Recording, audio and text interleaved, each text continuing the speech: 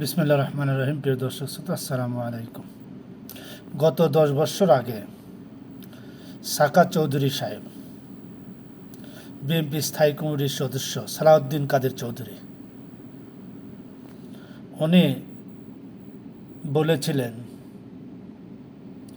যে এই ট্রাইব্যুনালের কার্যক্রম যেন বন্ধ না হয়।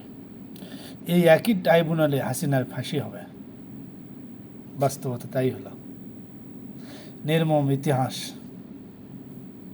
তিনাকে মানবতা বিরোধী অপরাধে সালাউদ্দিন কাদের চৌধুরীকে ফাঁসি দেওয়া হয়েছে। তিনি অত্যন্ত একটা বলিষ্ঠ কণ্ঠস্বর প্রতিবাদী একজন মানুষ ছিলেন। তিনি একবার নয়, দুইবার নয়, 6 বার এমপি ছিলেন। কত বড় ভালো মানুষ হলে 6 বার এমপি হয়? তাকে মানুষ ভোট দিয়ে 6 বার এমপি করেছে। সেই লোকটাকে মানবতা বিরোধী আখ্যা দিয়ে তাকে ফাঁসি দেওয়া হলো। পৃথিবীর মানুষকে জানিয়ে গিয়েছিল একই ট্রাইব্যুনালে পলাতক হাসিনা ফাঁসি রায় কার্যকর হলো। এবং শুধু এটাই নয়, দেলোয়ার হোসেন সাইদি বলে গিয়েছিল যে গোড়ায় নাড়া দিলে মামুর বাড়ি দিল্লি যা পড়বা টের পাবা না। কথাগুলো বাস্তব প্রমাণ আপনারা দেখলেন। 24-এর গণ অভ্যুত্থানে গুলি করে মানুষ হত্যার দায়ে তাকে ফাঁসি কার্যকর গতকাল 17 নভেম্বর তার রায় কার্যকর হয়েছে। এখন সরকারের কাছে সবচেয়ে বড় চ্যালেঞ্জ হলো এই রায়টা কার্যকর করা। কারণ তিনি তো এখন দেশের বাইরে ভারতে অবস্থান করছেন এবং তার সহযোদ্ধা তিনি হলেন আসাদুজ্জামান কামাল, সাবেক স্বরাষ্ট্রমন্ত্রী। তিনিও এর সাথে জড়িত।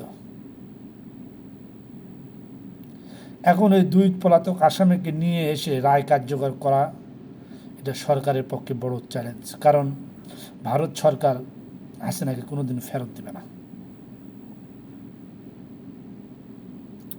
এবং বাংলাদেশ সরকারের পক্ষ থেকে তাকে ফেরত চাওয়ার আহ্বানও করা হয়েছে। যেহেতু রায় হয়ে গেছে, ভিকটিম। কি নির্মম ইতিহাস, কি নির্মম রাজনীতিক। দেখেন, শহীদ জিয়া রহমান প্রেসিডেন্ট, তাকে হত্যা করা হয়েছে। শেখ মুজিবুর রহমানকে সপরিবারে হত্যা করা হয়েছে। তার মেয়ে শেখ হাসিনা দেশ ছেড়ে প্রবাসে তিনি এখন অবস্থান করতেছেন। তার ফাঁসির রায়ও কার্যকর হয়ে গেল। এটাই কি রাজনীতির পরিচয়? রাজনীতি করলে সাধারণ জনগণের সাথে থাকো, সাধারণ জনগণ কি চায় সেটা দেখো, তবে তো মানুষ ভালোবাসবে। আমাদের রাজনীতি নেতাদের এটা ভুলে না যাক, এটাই মনে করি যে নির্মম ইতিহাস পৃথিবীর গোটা বিশ্বের মানুষ দেখলো এবং তার রায় অনলাইনে ফরওয়ার্ড করা হলো, টিভি চ্যানেলে সরাসরি সম্প্রচার করা হলো। নির্মম ইতিহাস। ভালো থাকবেন সবাই, সুখে থাকবেন। ধন্যবাদ সবাইকে।